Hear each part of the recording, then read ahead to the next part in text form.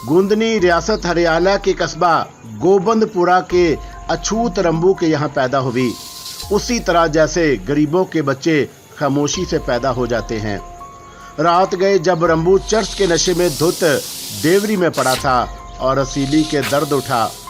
घर में और कोई नहीं था और शदीद तकलीफ के आलम में उसने रंबू को झंझोड़ कर उठाने की कोशिश की, लेकिन रंबू तो उस वक्त अंदर सभा में बैठा दम लगा रहा था। वो आंखें बंद किए मुस्कुराने के सिवा और कुछ ना कर सका। आज ये तेरे सामने असली शक्ल में आ जाएगी पुरुषोत्तम, और सदियों पुरानी रूह अपने सही कलम में ढल जाएगी, रतनपाल ने कहा। मैं अपने असली शक्ल में आ जाऊंगी रतनपाल, परंतु मैं तुझे नहीं छोड़ूंगी। इस बात को समझ ले, अच्छी तरह याद रख, राजकमल ने गुराते हुए कहा। यहाँ से निकल जा देवी, तब की ये सारी बातें हैं, निकल के दिखा, रतनपाल ने मुस्कुराते हुए कहा। मैं यहाँ से जरूर निकल जाऊंगी रतनपाल, जरूर निकल जाऊंगी।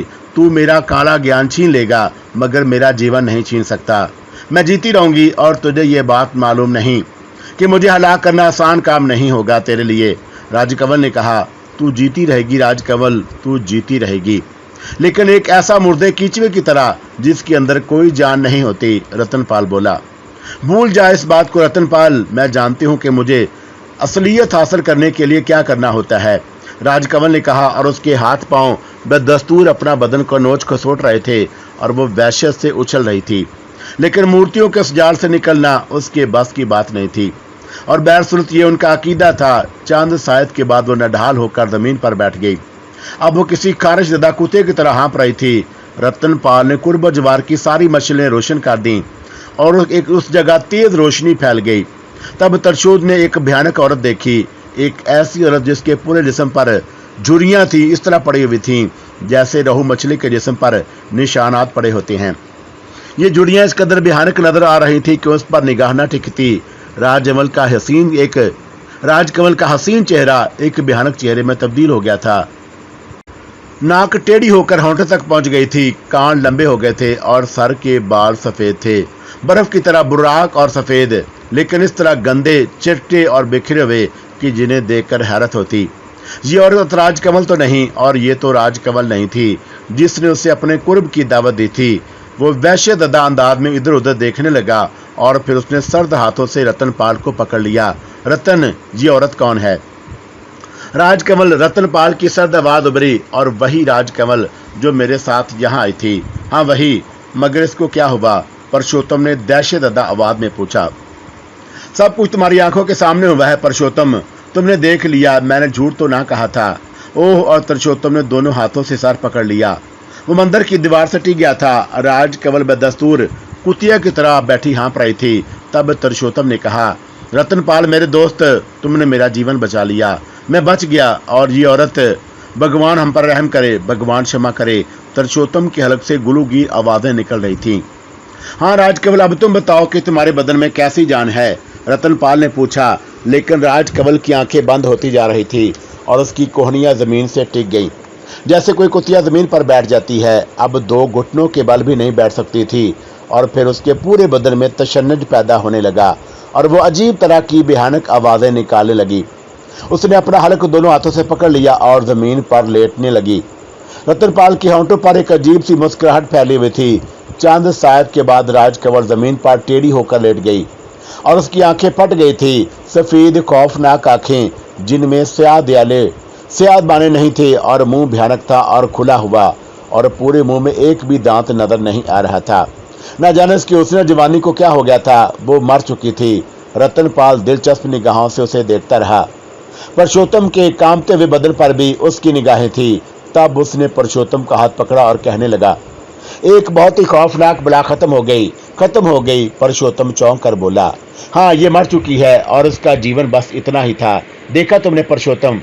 हाँ। और पुरुषोत्तम तुम अजीब से अंदाज में बोला, कितना मान करती थी ये खुद पर, कैसी कैसी शक्ल बनाए फिरती थी, लेकिन आखिर मौत ने इसे भी ना छोड़ा और ये मौत का शिकार हो गई। अब क्या होगा रतनपाल? होगा क्या, तुम प्रसाद बांटोगे, पूजा पाठ कराओगे कि तुम्हारी जान एक ऐसी औरत से छूट गई जिससे बचना तुम्हारे लिए नामुमकिन था।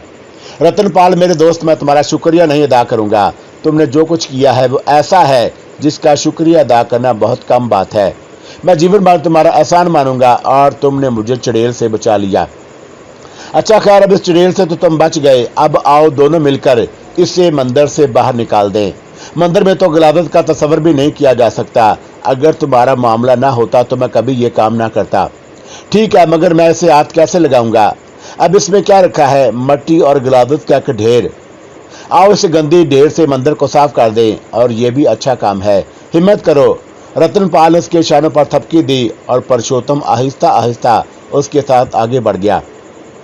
सूखी हुई टांगें पुरुषोत्तम ने पकड़ी और रतनपाल ने उसके दोनों हाथ पकड़ लिए, और अब उसके अंदर कोई जान नहीं थी और ना ही उसके अंदर उन वजन था, और उन दोनों ने उसे इतनी आसानी से उठा लिया जैसे वो कोई छोटा सा बच्चा हो। और फिर वो उस गिलादत के ढेर को उसी तरह लटकाए मंदिर के अंदरूनी दरवाजे के नजदीक पहुंच गए। बैरूनी दरवाजे के साथ कुछ पुजारी मौजूद थे, इसलिए उन दोनों ने बैरूनी दरवाजे का रुख इख्तियार करना पसंद नहीं किया था। वो पिछले दरवाजे की तरफ बढ़ गए और चंद शायद के बाद वो दरवाजे के करीब थे। दरवाजा खुद ब खुद खुल गया था। ये किसी को नहीं मालूम हो सका कि बंद दरवाजा कैसे हो गया था और खुला कैसे।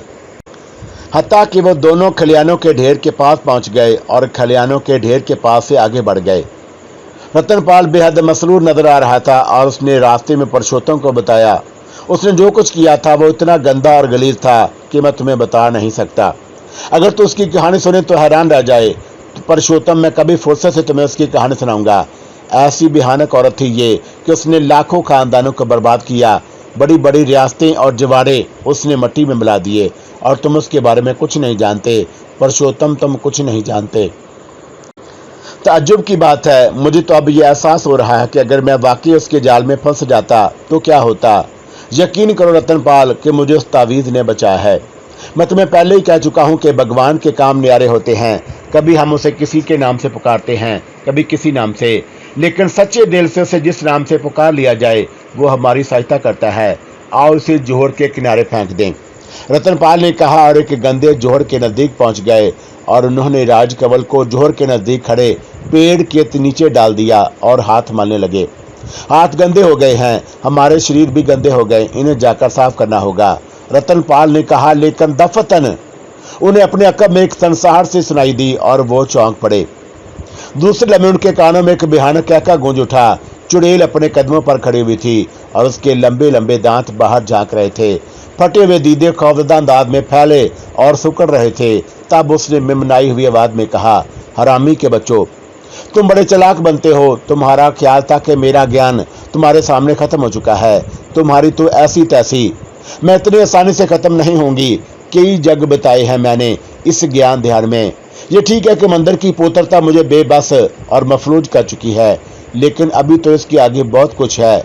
रतनपाल और पुरुषोत्तम सजदे रह गए थे और राजकमल के दीवार भयानक कहके गूंजने लगे। और फिर उसने जोहर में छलांग लगा दी। गंदगी और गिलादत के स्याह जोहर में, जिसके करीब खड़ा होना भी नामुमकिन सा महसूस होता था। राजकमल जोहर में उतर गई थी और फिर उसने डुबकी लगा दी और अब वो निगाहों से उजल हो गई। रतनपाल अफसोस के साथ हाथ मार रहा था। भूल हो गई पुरुषोत्तम, भूल हो गई हमसे, मगर वो तो मर चुकी थी। उसने झूठ नहीं कहा था, उसने झूठ नहीं कहा था पुरुषोत्तम। कमबख्त बुराइयों में अभी भी बुराइयों में भी अमर हो चुकी है और अब ना जाने क्या मुसीबत लाए हमारे ऊपर। लेकिन कोई बात नहीं, बुराई कितनी मजबूत क्यों ना हो जाए, बिल आखिर उसे एक दिन फना होना है। मुझे तो ये ताज्जुब है रतनपाल की वो जलकर भस्म हो गई थी, लेकिन तुमने देखा पुरुषोत्तम वो कैसे उठकर भाग गई। और ये तो उस भयानक औरत का सिर्फ एक मामूली सा हरबा था जो कामयाब हो गया। कमबख्त जीती थी लेकिन मरी पड़ी थी और हम लोगों को धोखा दे रही थी। मैं समझ रहा था रतनपाल, मैं तो भगवान का शुक्र अदा कर रहा था कि उस चुड़ैल से बच गया। वो तो बड़ी ही चालाक है और बेपनाह खतरनाक। उसकी भयानक हरकत का अंदाजा तुम्हें नहीं है, रतनपाल ने कहा। लेकिन अब क्या करें, उसे जोहर से कैसे निकालें? जोहर से उसे निकालना मुमकिन नहीं पुरुषोत्तम। क्यों रतनपाल? पुरुषोत्तम ने ताज्जुब से पूछा। वो काले इल्म की माहिर है और काला जादू गंदगी में ही परवान चढ़ता है। चलो भगवान खुद उसके लिए कुछ न कुछ करेगा, रतनपाल ने कहा। ठीक है दोस्त, जीनत जैसे तुम मुनासिब समझो, पुरुषोत्तम ने जवाब दिया और रतनपाल का हाथ पकड़कर आगे बढ़ गया। पुरुषोत्तम, तुम तो सिर्फ हैरान थे, इस बात पर खुश भी कि उसकी जान उस भयानक औरत से बच गई। लेकिन रतनपाल के दिल में अजीब अजीब ख्यालात आ रहे थे। न जाने अब ये नागिन कौन से नए जाल फैलाएगी। हालांकि उसके हुस्न और उसकी जवानी एक बार फिर खत्म हो चुकी थी, लेकिन उसके लिए कोई क्या बात मुश्किल थी और उसका खत्म होना तो जरूरी था। मेरे लिए अब क्या कहते हो रतनपाल? पुरुषोत्तम ने पूछा। कुछ नहीं, जाओ घर जाकर आराम करो, भगवान तुम्हारी रक्षा करेगा, रतनपाल ने कहा और पुरुषोत्तम उससे मुलाकात करके वापस चल पड़ा। रास्ते भर पुरुषोत्तम खौफजदा और दहशत से लड़ता हुआ जा रहा था। राज कंवल की भयानक सूरत उसे याद आ रही थी और उसके रोंगटे खड़े होते जा रहे थे। बेमुश्किल तमाम वो घर पहुंचा और माता पिता के पास जाकर लेट गया और किसी को उसके बारे में कोई पता नहीं चल सका था। राज कंवल से उन सब कुछ छीन गया था और वो जली हुई शक्ल में जोहर के अंदर छुपी बैठी थी और उसकी समझ में नहीं आ रहा था कि अब क्या करे। रतनपाल ने एक बार फिर उस पर काबू पा लिया था, लेकिन एक बार रतनपाल की अपनी कोशिश कामयाब नहीं हुई थी, बल्कि पुरुषोत्तम ने उसके साथ धोखा किया था। अगर उसे मंदिर में ना ले जाता तो राज कंवल की ये हालत ना होती। खुले मैदान में राज कंवल से मुकाबला होता तो फिर देखा जाता कि कौन सा ज्ञान ज्यादा काम करता है। उसके दिल में इंतकाम की आग भड़क रही थी, ऐसी आग जिसे छुटकारा पाना खुद उसके बस की बात नहीं थी और वो सब से इंतकाम लेना चाहती थी। रतनपाल ही नहीं, इस बस्ती में रहने वाला हर शख्स उसके इंतकाम का शिकार बनना चाहिए। उसने सोचा। आधी रात गुजर गई, रतनपाल और पुरुषोत्तम वापस ना आए तो उसने जोर से सर निकाल कर देखा और उसके वजूद से ताफन उठ रहा था और उसकी सूरत ऐसी भयानक हो गई थी कि अगर रात की तारीकी में कोई उसे देख लेता तो मुमकिन था कि उसके दिल की हरकत ही बंद हो जाती, वो पागल हो जाता। राज कंवल सर उठा कर चारों तरफ देखती रही और जब उसे किसी इंसान का साया नजर न आया तो वो खौफनाक अंदाज में चीखी, कलेरो भेरो, कहाँ मर गए तुम सब के सब। वो चीखती रही लेकिन कोई आवाज उसे सुनाई न दी और वो बार बार हलक फाड़ कर उनके नाम पुकारती रही, लेकिन उसके बारे में कोई उसके पास नहीं आया था। शायद मंदिर की पोताता से वो भी भस्म हो गए थे। राज कंवल सर के बाल नोचने लगी और फिर जोहर से बाहर निकल आई। उसके बदन से गंदगी और गलादत टपक रही थी और गलादत से निशान बनते जा रहे थे और उसकी समझ में नहीं आ रहा था कि क्या करे। उसी तरह चलती हुई वो एक कुएं के पास पहुंची और कुएं के पास डोल रस्सी रखी हुई थी और इंसानियत की भलाई के लिए ये कुआं किसी साहबे दिल ने खुदवा दिया था ताकि लोगों को पानी मुयस्सर आ सके। राज कंवल ने डोल कुएं में डाला और उसी से उसे खींचने लगी और फिर कई डोल उसने अपने चेहरे, बदन और सर पर डाले। तब कहीं जाकर बदन की गलादत दूर हुई और वो अपनी असली शक्ल में नमूदार हो गई, लेकिन यह असल भी इतनी भयानक थी कि कोई उसे देख नहीं सकता था। नहाने धोने के बाद वो कुएं से थोड़ा हटकर एक तरफ बैठ गई और सोचने लगी कि अब उसे क्या करना चाहिए। कुएं के कुर्ब ज्वार में घनी आबादी थी। दफतन उसके देर में एक ख्याल आया और वो अपनी जगह से उठ गई। सामने से जो सबसे पहला मकान उसे नजर आया और उसके दरवाजे में कवाड़ नहीं थे, कच्ची मिट्टी की दीवारें थी जो इतनी बुलंद भी नहीं थी कि उनसे कूद कर ना भागा जा सके। राज कंवल के दिल में शैतान को ख्याल लिए हुए उस मकान तक पहुंच गई।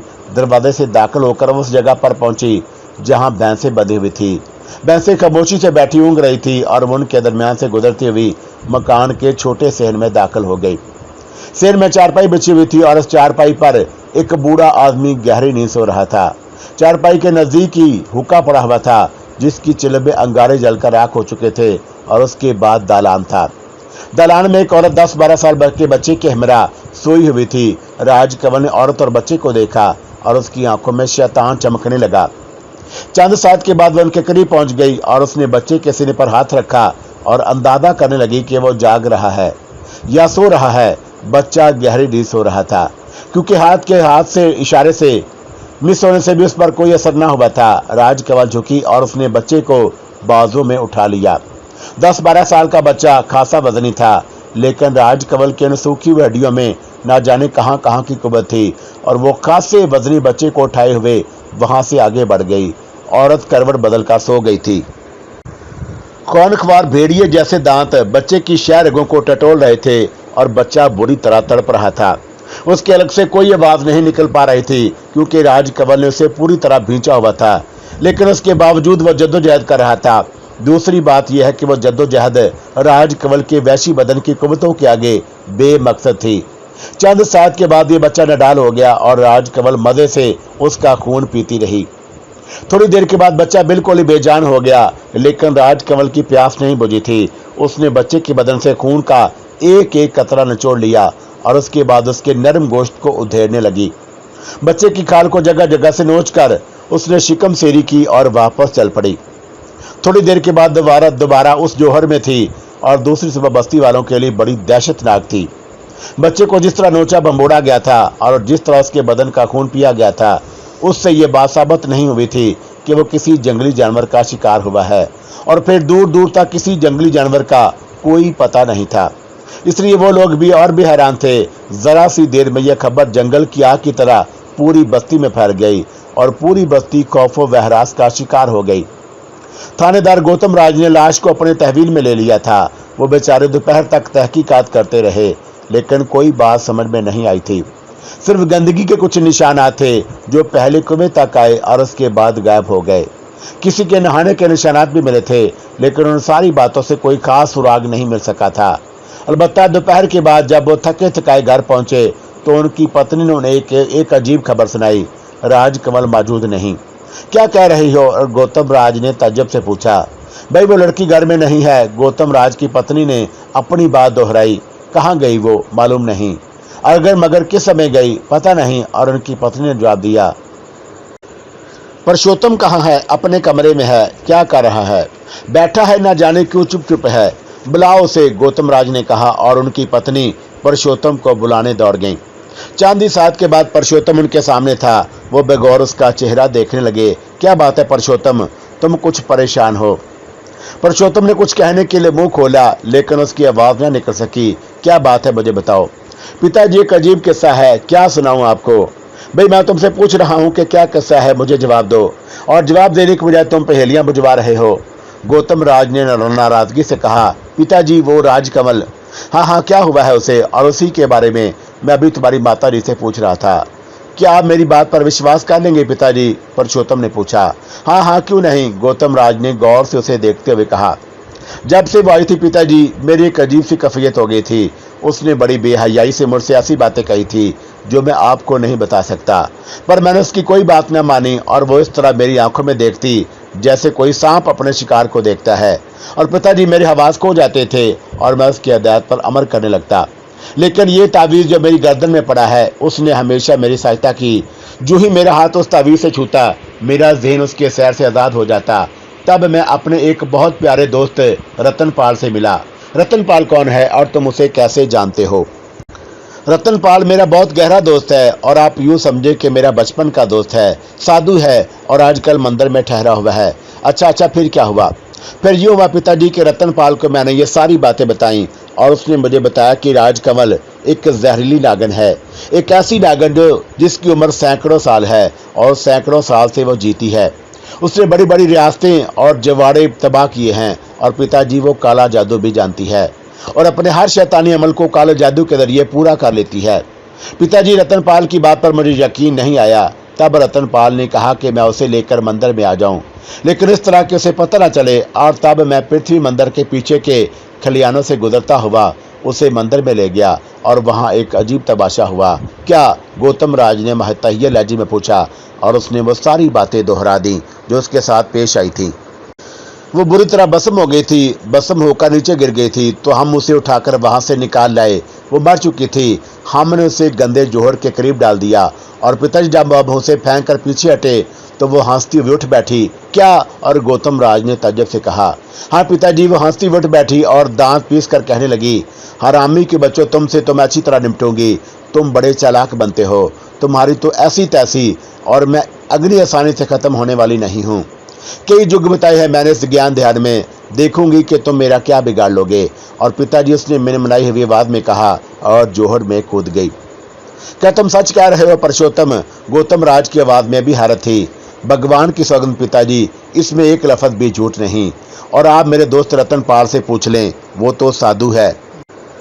गौतम राज की आंखों में सख्त परेशानी और तहैयर के आसार थे और उन्हें कुएं के किनारे वो गंदगी याद आई जो किसी ने नहाकर अपने बदन से धोई थी। फिर गंदे पानी की वो लकीरें जो दूर तक चली गई थी।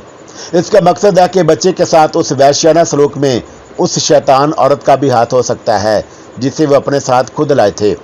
तो काफी देर तक परेशानी के बारे में कुछ सोचते रहे और फिर उठ खड़े हुए और अपनी धर्मपत्नी से बोले, मैं जा रहा हूँ। कहाँ? बस काम है कुछ, गौतम राज ने कहा और फिर तरुषोत्तम से बोले, तरुषोत्तम तो मेरे साथ आओ। और तरुषोत्तम अपने पिता के साथ चल पड़ा। ये लोग पहले पुरलोक महाराज के पास पहुंचे और पुरलोक महाराज अपने काम में मसरूफ थे। वहां पहुंचकर गौतम राज ने पुरलोक महाराज को अपनी सारी कथा सुनाई और पुरलोक महाराज भी परेशान हो गए। ये तो बहुत बुरी बात है, इसका मकसद है कि मेरा ज्ञान दुरुस्त था, मैंने ठीक कहा था। हाँ महाराज, एक और साधु महाराज हैं, क्यों ना हम उनसे भी मिल लें। कौन है वो? महाराज, उनका नाम रतनपाल है, गौतम राज ने जवाब दिया।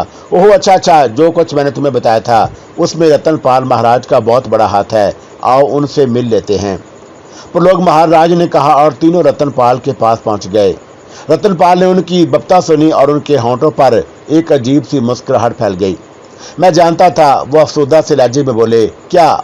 यही कि वो इंसानी खून से अपनी प्यास बुझाती है, इंसानी गोश्त उसकी मरगूब ग़िज़ा है, और जब ये दोनों चीज़ें उसे पेट भर कर नसीब हो जाती हैं तो उसका हुस्न और उसकी जवानी वापस आ जाती है।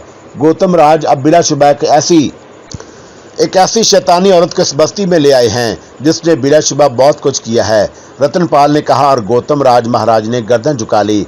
फिर चंद साथ वो कुछ सोचते रहे, फिर बोले, आपका कहना दुरुस्त है रतनपाल महाराज, लेकिन ये सब कुछ मैं नहीं जानता था।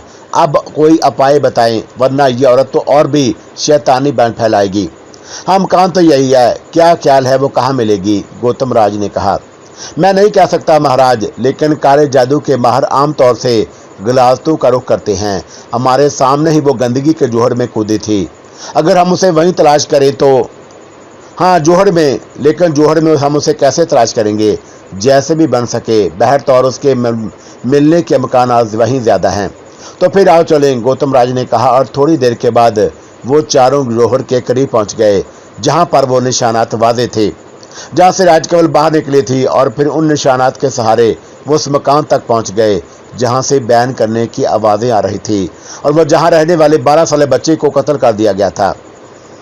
इस सिलसिले में भी रतनपाल ने ही उनकी मदद की और उसके जोहर में तलाश करना बेहद मुश्किल काम था।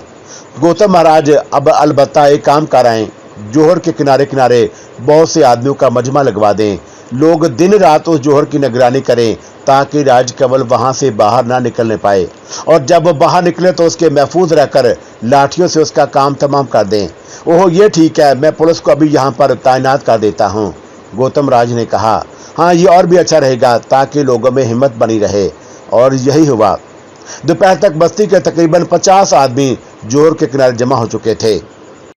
साधु महाराज, आपने जो उपाय किया है वो कम रह गया है, आपने उस कलकनी के लिए मुअस्सर बंदोबस्त नहीं किया था, एक पुलिस अफसर ने कहा। हाँ महाराज, मुझे इस बात का जीवन भर अफसोस रहेगा, रतनपाल ने कहा। आप कहते हैं कि वो जोहर में पनाह लेती है, हाँ, और आपके पास इस बात का कोई सबूत है?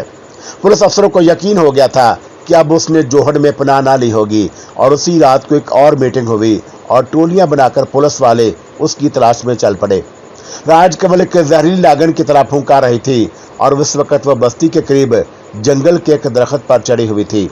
उसके हाथ पांव में तशन्नुज की सी कैफियत थी, और जब वो मंदिर से निकली थी वो 2 खून कर चुकी थी। उसका पेट भरा हुआ था, लेकिन उसके जिस्म की झुर्रियां दूर नहीं हुई थी।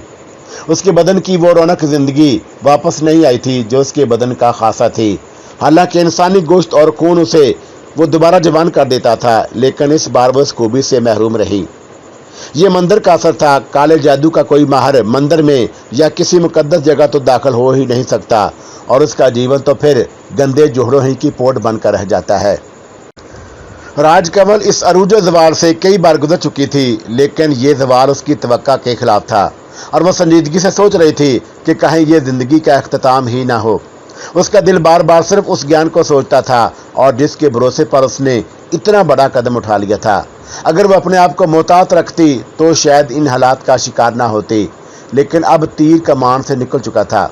अब उसके पास कोई दरिया नहीं था। सोचते सोचते उसके दिल में एक बात आई, क्यों न किसी और ज्ञान को तलाश किया जाए, ऐसा ज्ञान जो उसे वही ज्ञान दे दे जिसे वह खो चुकी है, और ज्ञान हासिल कर लेने के बाद वो रतनपाल से बदला ले।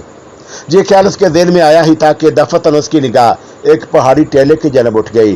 टीले से धुआं नमूदार हो रहा था और वो आहिस्ता आहिस्ता उसकी जानब बढ़ती चली गई और फिर टेले पर मौजूद झोंपड़ी के पास पहुंच गई। घास फूस और चटाई से बनी हुई झोंपड़ी थी जिसमें हल्की हल्की खुशबू उठ रही थी। राजकमल ने नाक को सिकोड़ा, ऐसी खुशबू उसको पसंद न थी। उसे तो गंदगी और गलादत के ढेर पसंद थे, जोहड़ पसंद थे। पाकीदगी उसके नज़दीक से कोई गुजर ही नहीं हुआ था, लेकिन बर्दाश्त करके वह झोंपड़े के नज़दीक पहुंच गई और फिर उसने आवाज़ लगाई, कोई है? और एक बूढ़ा आदमी उसकी गर्दन में एक बूढ़ा आदमी अंदर से निकलकर बाहर आ गया। ये शख्स काफ़ी उम्र रसीदा था, सफ़ेद रेश और चेहरे पर अजीब से तासरात। उसने ढीला डाला लिबास पहना हुआ था। गहरी निगाहों से उसने राजकमल को देखा और फिर गर्दन हिलाने लगा। क्या मतलब? मतलब कुछ नहीं, बस यूं ही बैठ जा, बुजुर्ग ने कहा और राजकमल हैरान हो गई। फिर वह बुजुर्ग के इशारे पर उसी जगह बैठ गई और उसके दिल में अजीब अजीब से ख्यालात आ रहे थे। उसकी वह भूख जाग रही थी जो इंसानों को देखकर उसके अंदर बेदार हो जाती थी। लेकिन ये बूढ़ा आदमी उसके अंदर क्या निकलेगा? दिल तो चाह रहा था कि झोंपड़ी के अंदर घुस जाए और बूढ़े की शायद रग में दांत गाड़ दे, लेकिन उसने इंतजार किया, सब्र किया। चंद शायद के बाद बूढ़ा एक थाली में कुछ रोटियां और साग लेकर आया। साग और रोटी उसने राजकमल के सामने रख दी और बोला, ले इसे खा ले।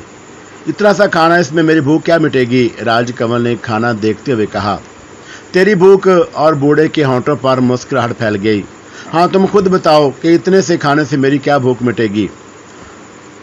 खा तो सही राजकमल, खा, और तू जिस भूख का जिक्र कर रही है वो भी बुझ जाएगी, लेकिन फिलहाल तो अपने पेट की भूख को मिटा, बुजुर्ग ने कहा और राजकमल उछल पड़ी। तुम मेरा नाम कैसे जानते हो? जैसे भी जानता हूँ, और तूने मुझसे कहा है कि तू भूखी है, चुनाचा मैं तेरे सामने खाना मैंने रख दिया है। दूसरा सवाल तू बाद में ही करना। तुम मगर महाराज तुम हो कौन? खुदा का एक बंदा। राजकमल ताज्जुब से बोली, खुदा का? हाँ, खुदा का एक बंदा हूँ। तो तुम्हारा धर्म हिंदू नहीं? नहीं। तो फिर तुम कौन हो? राजकमल ने ताज्जुब से पूछा। मैं खुदा के फजलो करम से मुसलमान हूँ। मुसलमान? ओहो, मैं समझ गई। क्या समझ गई? बुजुर्ग ने मुस्कुराते हुए पूछा। क्या तुमने ही तरशुतम को वो तावीज़ दिया था जो उसकी गर्दन में पड़ा हुआ है और जिसकी वजह से राजकमल दांत पीसने लगी? हाँ, जिसकी वजह से वो तेरे काले जादू से महफूज रहा था। तो तुम हो वो? राजकमल, खुदा ने शैतान को मलून कहा है और खुदावंद कदूस ने उसे कुव्वतें दी हैं, लेकिन उन कुव्वतों का तोड़ भी इस तरह करती रहेगी, गंदगी और गलाजत में डूबी रहे, तब भी खुदा के कलाम के सामने तेरी कोई हैसियत नहीं। तो एक मुश्ते खाक से है और जिससे बिल आखिर फना होना है। शैतानी कुव्वतों में बिलाशुबा बड़ी ताकतें पहना है, लेकिन उस वक़्त तक जब तक खुदावंद आलम उन्हें छूट देता है, और जब खुदाए पाक उनकी गिरफ्त करता है तो वो कुव्वतें नकारा हो जाती हैं। राजकमल, तूने अपनी ज़िंदगी में जो गुनाह किए हैं उसके बाद तो इस काबिल नहीं कि तुझे नेकियों की जनब रागब होने की दावत दी जाए। तूने इतना कुछ कर दिया है कि अब शैतान में और तुझ में मामूली सा फ़र्क रह गया है, और अगर तू भूखे होने का ऐलान ना करती तो मेरा अवलीन फ़र्ज था कि पहले तुझसे इस दुनिया को निजात दिला देता, बुजुर्ग ने कहा। और राजकमल उन्हें देखती रही और फिर उसने कहा, लेकिन तुमने मेरे साथ ये भलाई क्यों की? इसलिए कि मेरा मजहब किसी भूखे पर जुल्म करने की इजाज़त नहीं देता। तू खाना खा ले। मैं पेट भरकर खाना खाऊंगी, राजकमल ने कहा। हाँ, तू पेट भरकर खाना खा, मगर ये तो खाना बहुत थोड़ा है। अगर तू इसे ख़त्म कर लेगी राजकमल तो मैं तुझे कुछ ना कहूँगा और तुझे यहाँ से चले जाने दूंगा। क्या मतलब? और राजकमल ने ताज्जुब से पूछा। देख, आज तक तू अपनी गंदी कुव्वतों को देखती आई है, अब खुदा की कुव्वतों का भी करिश्मा देख। मैं इस खाने पर बिस्मिल्लाह नहीं पढ़ूंगा क्योंकि तुझ जैसी गलीद औरत के पेट में जाएगा, लेकिन बहर सूरत खुदा मुझे इस इम्तहान में पूरा करेगा, बुजुर्ग ने कहा। और राजकमल ताज्जुब से उसे देखने लगी।